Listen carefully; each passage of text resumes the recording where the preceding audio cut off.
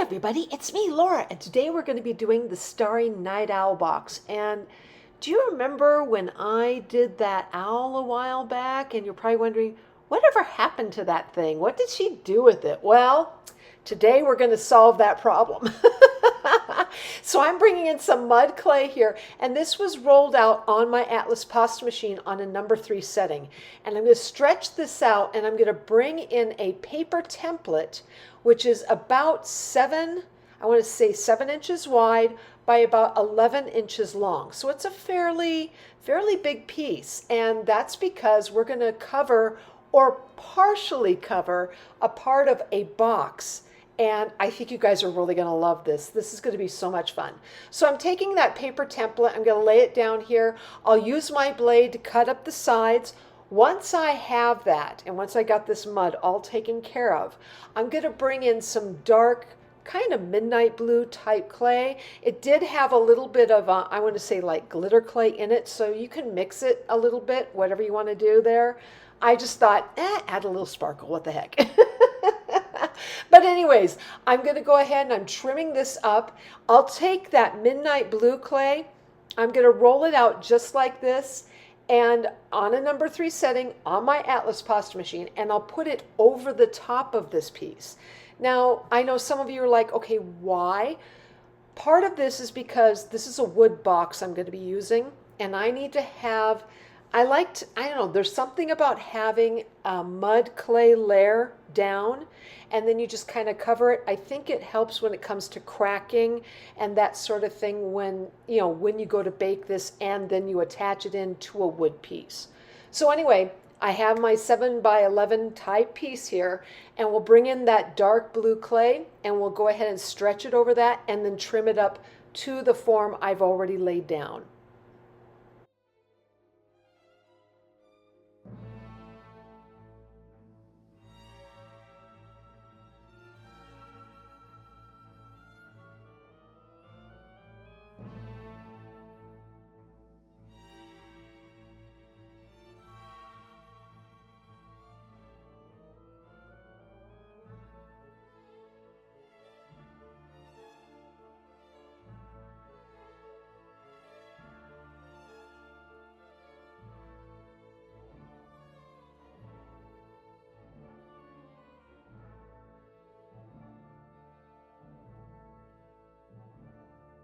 Okay, now that I've gotten the clay kind of covered up with that dark blue, I'm bringing in my Wilton cookie treat pan, and I really like this pan because I was trying to find something that would give me a little bit of a circular tinfoil form that would work for my project, and this was the one that I found that worked the best. So really what I'm doing is I'm taking that tin pan, right, that pan, and I'm just taking my tinfoil and pushing it down into one of the molds. Once I have that all together, I'll go ahead and I'll use the edge of my table there, or just really on my tile surface. I'll roll it up so it's all nice and neat around the edges.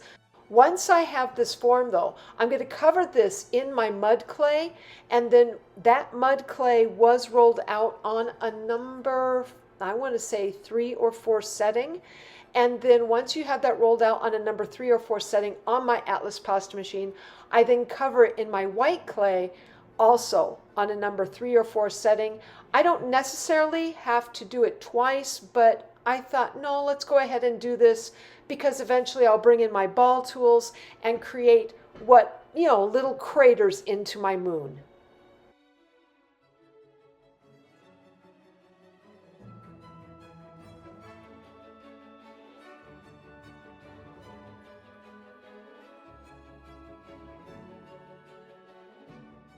Now that I have my moon finished, I'm going to go ahead and place that onto my, my background, my dark blue background.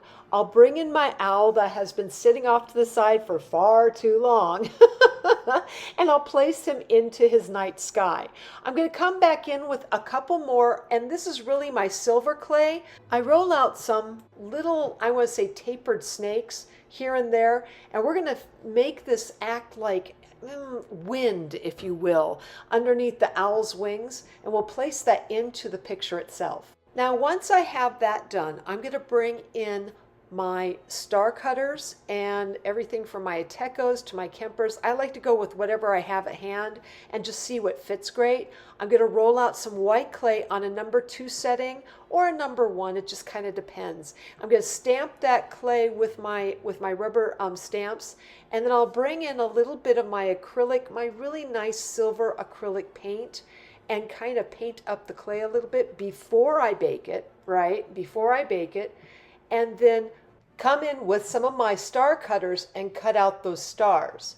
So at this point, I would go ahead, take the wind, the owl, the moon, and the background itself, and bake that in my oven for about, 10 to 15 minutes at 275 degrees. And if you're in a different climate from me, just like I've said before in other instances, make sure you check out where you're at, and your length of time for baking may be longer or shorter than mine. Generally, it's going to probably be longer. But that said, also, when it comes to those stars, bake them separately then. And then once you have those separately baked, come in with your liquid translucent clay and put a little bit on the back of each of those stars and attach that in after you've baked your owl with the wind and moon. Okay, on the background. Place those in, rebake it again for another, 10 minutes. Again, your baking times will be different from mine. And then if you've left any stars out that you wanted to add or include in, go ahead and use a little super glue after you've baked it and add those stars in. Another thing you'll see is I'm going to be bringing out my Folk Art Pearl White paint, and I'm going to lightly with my finger, just kind of, or a Q-tip, it depends upon what you want to do, lightly gloss over my moon with that. My moon was really, really white. And I thought, let's give it a little bit of a shimmer, a little bit of a moonlight kind of serenade sort of thing. And so I brought in that pearl white folk art paint. Anyway, from there, I then went ahead and poked a couple of holes in my moon, and this was after I had baked it, but you can do that because there's tin foil underneath there. It's not very thick. It'll poke right through, and you could place in some little pointed backed rhinestones. Then I'll bring in my E6000, and yes, I'm going to use E6000 here to attach this whole overall piece onto the top of my wood box. Now, you're probably wondering, okay, where did you get the pan? Where'd you... So if you look in my description area under this video, you're going to find the link to the Wilton pan that I used. You'll find the link to the ball tools that I used. You'll find the link to the actual rubber stamps I'm using here in this particular video, and anything else that might pertain to it. So check there if you're wondering, okay, where did she get these things? Which ones did she use? I'll have it there in my description area.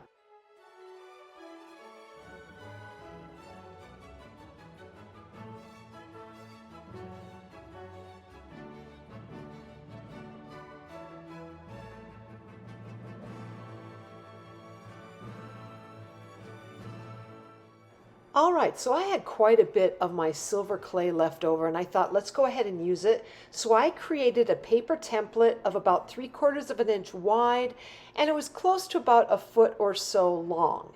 Now this clay was also rolled out on a number 4 setting on my Atlas pasta machine, and once I have these 4 strips cut out, I'll bake them in my oven at 275 degrees for about 10 to 15 minutes. When they are cooled off, I will go ahead and I'll bring in some painter's tape, of all things. And you're probably wondering, okay, painter's tape? And yes, painter's tape works. What I do is I figured out where I wanted to use some of my acrylic paint on this border. And instead of sitting there and taking a brush and trying to go right up to a line that I've drawn with my pencil, instead of doing that, I decided to bring in some painter's tape and just lay that across part of where I wanted to have, where the acrylic paint I was going to paint down onto the clay, where I wanted that to stop. And as long as you brush against, I want to say, brush with the tape, you're going to be just fine, and it'll give you a fairly clean line. Once the paint dries though, you're going to go ahead and lift this up off of your tile surface and then just nicely, or I should say, gradually take that tape and just take it away from the clay itself. You're going to see that a little bit up there. I was like, okay, it wasn't quite so clean. So I'll bring in my X-Acto knife and just lightly scrape off that extra paint so it looks like it's all one nice, beautiful, consistent line. Once I got that cleaned off, I decided to go ahead and cut this strip in half. I had about 1 foot here, and when you go to make these strips, you know, mine are a foot. If you wanted to, you can make them longer or shorter. It's truly up to you. But the big thing here, the thing that I really loved doing, was tapering off when I cut these strips at an angle. Now you'll notice here, of course, I have 4 of these strips, right? I started originally with a foot long. I cut it in half. That gives me 6 inches to work with. With that 1 6-inch piece, as you can see, I tapered it off at that angle on the one end. I decided to cut this not necessarily in half, but one piece would be longer and the other one would be shorter. And then when I put them together in an L shape, this would create the corner, or I should say one of the corners for the top of my box.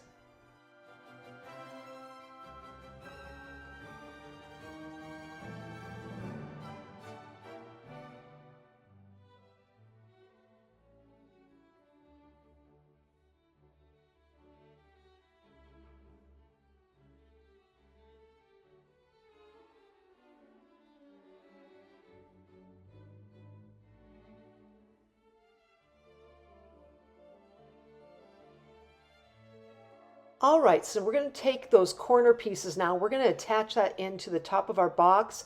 I decided to use some E6000, and you're probably, okay, well, why not? Okay, here's the thing. Remember with your glues and even with your clay, if you're attaching clay to clay, if at all possible, I would use your liquid clay to attach it to get a good bond. If you're trying to attach this into a wood piece like I have here or any other piece, my first thing would be to go right to my E6000, especially on a larger piece like this. This is a nice box. And because it's a wood box, just use a little bit of your E6000. You're also wondering, okay, wait a minute, you did the backing on the owl. I said, and the reason for that is because it is a large clay piece, all right? And when it comes to climate and all that kind of thing, I need to give it a, I need to have that extra layer. With these smaller pieces, you don't necessarily need that. You can go just with the little clay pieces attached in because it's not that big. It's not going to have that problem with cracking. Anyway, once you get that done, I need to bring in another fun element. And really, I thought, let's go ahead and add in the leaves. Now, for many of you, you're going to probably be saying, wait a minute, isn't it supposed to be feathers? And yes, it is. And yet it's also leaves. It can be both. And you're like going, how can that be? The way this looks to me, my feather and my leaf, no matter even if it's a cane, they both seem to look similar. The only difference is that there's more segments in a feather cane than there is a leaf cane. And it works out great. Anyway, that all said, I'm going to go take some of that scrap clay of mine and I'm going to create a few balls out of it. And these balls are probably about, about a 1/2 inch to about 3/4 of an inch. And with each of these little balls, I'm going to flatten them out into that teardrop form with my finger and my index finger and my thumb, and then pinch the point, use my needle tool to drag that line. And actually it's going to be 2 lines up towards the center there. And then of course, creating those indented lines along the side on both sides. Now this is going to create the feather piece that I want. I'll pinch the point one more time, and then we will measure this feather at about, I want to say, it was about 1.5 inches by about 1.25 inches wide.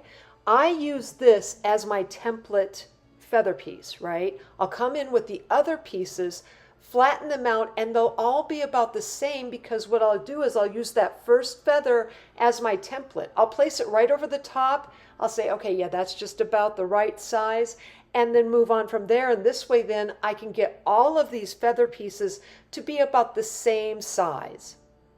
Once I have all of my feather pieces created, I go ahead and bake those at 275 degrees for about 10 to 15 minutes.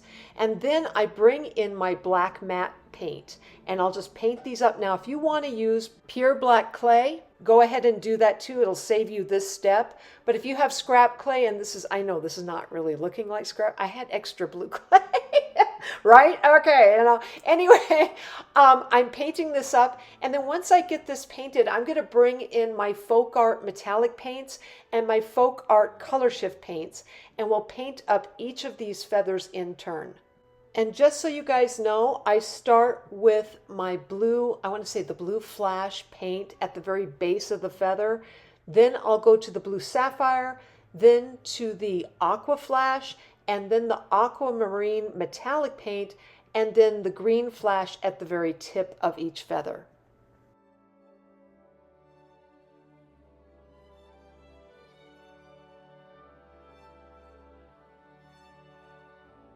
Once I have all 4 of these feathers painted up, I also come in with my silver anniversary paint and paint up the center of each feather. Now here's the thing, all right guys, you know me, I love my Posca paint marker. I can't get away from that stupid thing. I can't help it. It creates such great details, and right here I'm creating little tiny dots. I could probably use my ball tool with some regular white acrylic paint to make the dot pattern, but to make any kind of line, I really need to have a nice detailed way to do so, and I find the Posca white acrylic marker to be just the best.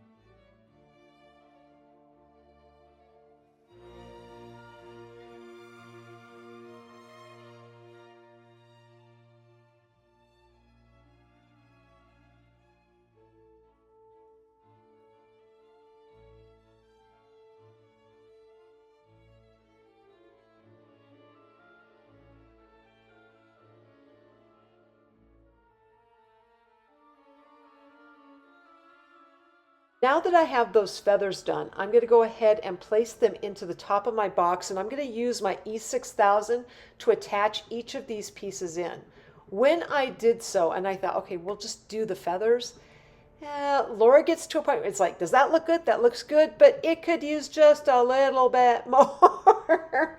So I brought in some black clay, black polymer clay, and created 4 little balls. They were each about 1/4 of an inch in diameter, and I placed them right at the bottom of each feather, so be right at the corner. And then I took a large, rather large rhinestone type piece that I have, and you could use this with other kinds of jewelry and stuff. You don't have to necessarily make, a large rhinestone and put on the very end there, right here with my balls. You don't have to, but it's truly up to you. You could just leave the feathers and just go with that. Anyway, I placed that in along with these larger rhinestone pieces I had. And when I do so, I gently, once I have them in place and they're all good, I'll take each of those little balls, I'll take it apart or off of the box, and I'll bake them separately and then glue them back in.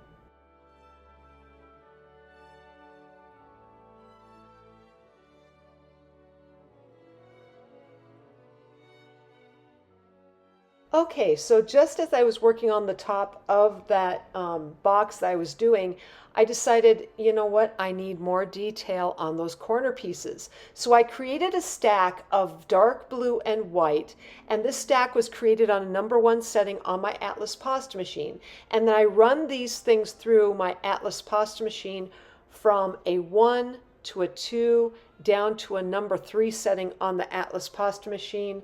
And then I start to cut rows, creating checker, which will be in one long strand.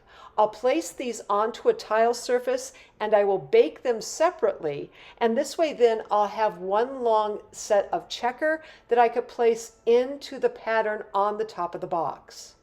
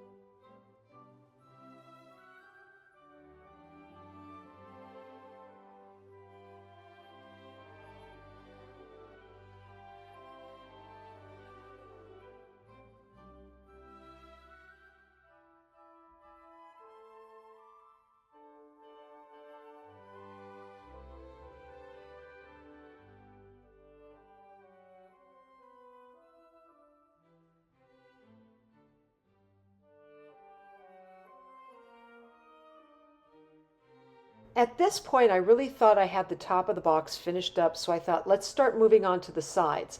And you're going to see here, I actually created up more of these strips and then cut them in half. So I went from that foot long to 6 inches and then cut those into segments that I really liked and then created corner pieces. And this is going to go along on the sides of my box. So you could see how I'm lining them up here to get myself where I'm like, okay, yeah, I want that darker kind of look and then the metallic kind of look on the outside and so on. Once I have this kind of figured out as to how it's going to lay down, and it's really good to do this because then you don't get messed up, because you could be like, oh, I glued this in and no, it wasn't supposed to go there. Because it can happen. It can so easily happen. Line them up, and then once you do, bring in your E6000 and then glue each piece down onto the bottom side of your box.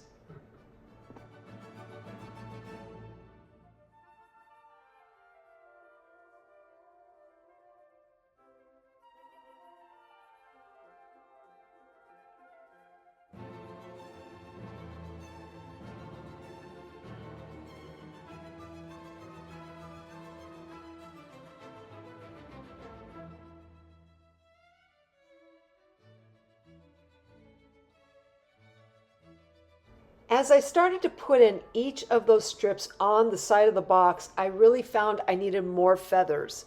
So I brought in some more of that dark blue clay, which really should be scrap mud clay. Whatever. Anyways, I'm dragging the lines up the side and of course making those feathers once more. I'm going to bring in my box and I'm going to conform each of these feathers to the box.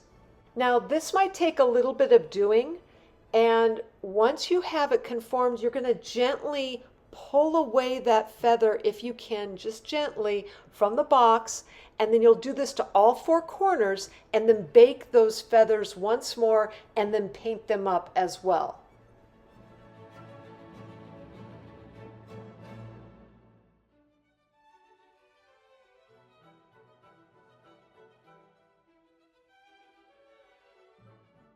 Okay, so I wanted to go ahead and bring in or create a feature piece to the front of my box. So I created one ball, and this is in black clay, and that black ball was probably about 1 inch in diameter, and then the smaller one was about 1/2 inch in diameter. And I took and created actually two balls in the 1/2 inch diameter, and we're creating feathers out of them, and they're going to create this nice little fan feature. That's the way it looks like to me a little bit when I put them all three together. Once I do this, I'm going to bring in a little bit more of that black clay. I'll create a few balls at the very base of these feathers. I'll place in some of those larger rhinestone pieces and then bake the entire thing, come back and then paint it all up, and it'll be one entire piece together.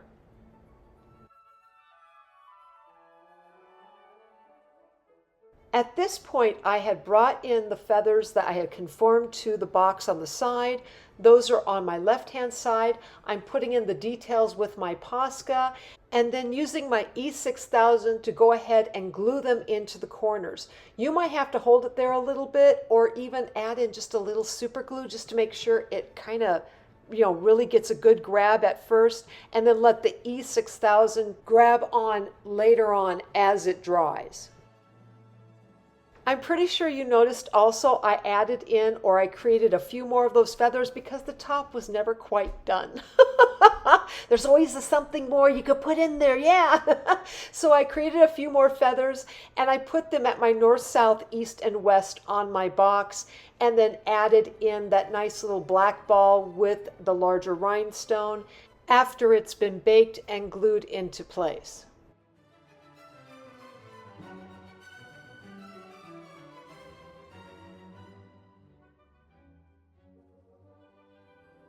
Once I have that, I then bring in my pink rhinestone chain and I place it right along the edges on the checker where I have on the top of the box. And then I bring in my feature piece and I'm going to glue that in with my E6000 right in the center of the bottom of the box there. Once I have that, I'm also going to bring in, and as you can see onto the side there, some of that pink rhinestone chain, which is also on the border edges of those pieces.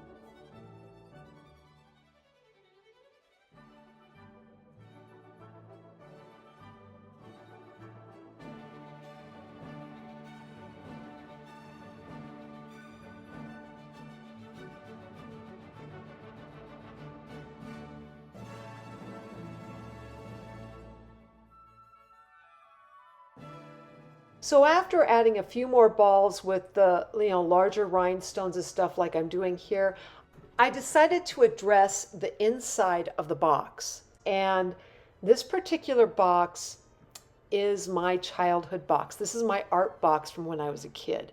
It's been painted over in black, but you could still see the ridges of all the different things I had done. On the inside was just this black area. And I decided to feature my egg art that I do in polymer clay inside of this box. So if I wanted a special place to keep it in, this would be it.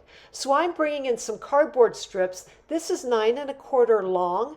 And then the box itself is like 13¼ by about it winds up being about close to 9¼ And this way then, so the 9¼ will fit on the inside going vertical. And then the ones that would be going horizontal were about 12½ inches. Each little area that was cut was about 2½ inches to about 2¾ but it really wound up being about 2½ inches long. So the 3 longer pieces were cut into 5 equal areas, which was about 2½ inches long. And then the 3 shorter, actually I should say the 5 shorter cardboard pieces were cut into 3 separate little areas halfway up, and then they would slide into each other, creating this little box format inside my wood box. It was perfect. It worked great. And whatever box you decide to use, you really need to measure the inside and then figure out how you can get about a 2½ inch area in each of these squares to really hold a nice, decent sized chicken egg when you put it in there. Now, once I have the grid in there, I brought in some bubble wrap, which was about, I want to say 6 inches, 6-inch squares. Yeah. And then I place them into each little square and then bring in my polymer clay egg art and nest them into each of those little bubble wrapped areas, which is wonderful. It protects it really well. And this way then I have a beautiful Starry Night owl box to enjoy as well.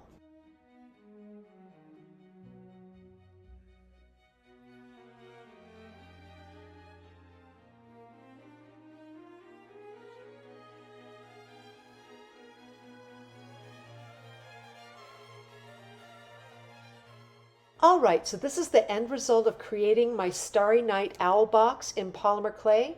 Please use this for study and reference. And if you like this video, please like, subscribe, and leave me a comment. I'm always wondering what you're thinking. Otherwise, I am sending out my biggest hugs to each of you, and I hope you have a fantastic day.